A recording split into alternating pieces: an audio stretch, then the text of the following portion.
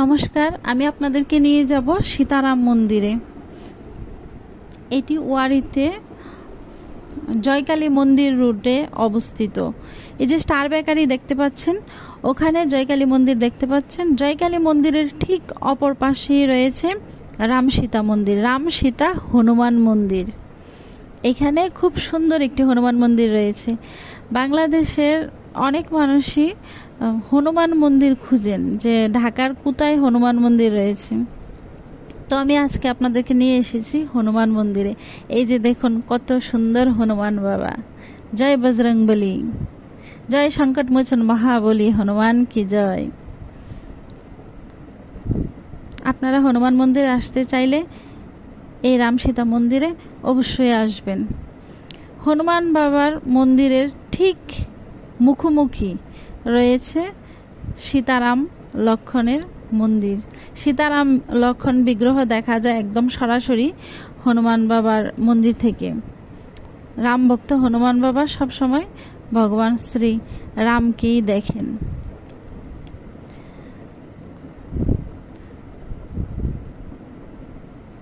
পূজারী এখানে পূজা দিচ্ছেন।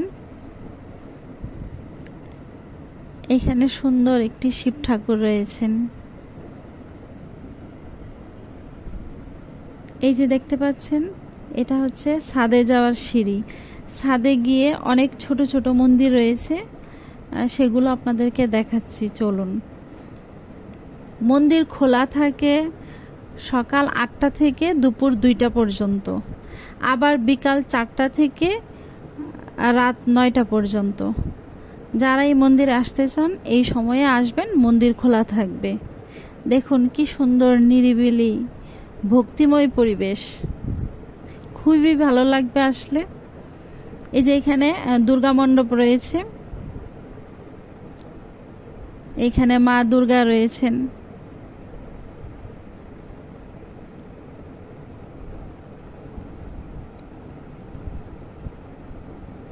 দেখুন সবগুলো প্রতিমা কত সুন্দর। এবার চলো নিয়ে যাই আপনাদেরকে মহাদেব বাবার মন্দিরে। এই যে এখানে একটি বড় শিবলিঙ্গ রয়েছে, এখানে মহাদেব বাবার একটি মূর্তি রয়েছে।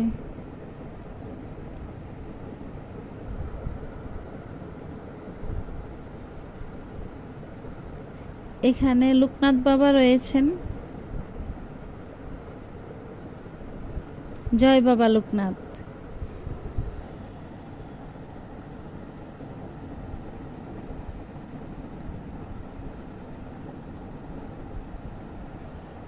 এখানে রাধে গোবিন্দর বিগ্রহ রয়েছে।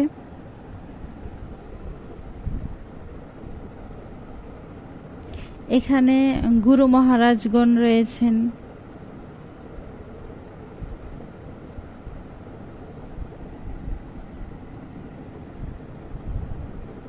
এখানে আরেকটি শনি মন্দির রয়েছে, চলুন আপনাদেরকে শনি মন্দিরটি দেখাই।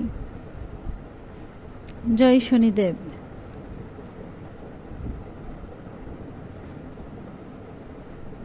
এখানে শনি মহারাজ রয়েছেন, নারায়ণ, কালীমা রয়েছেন, সুন্দর বিগ্রহ।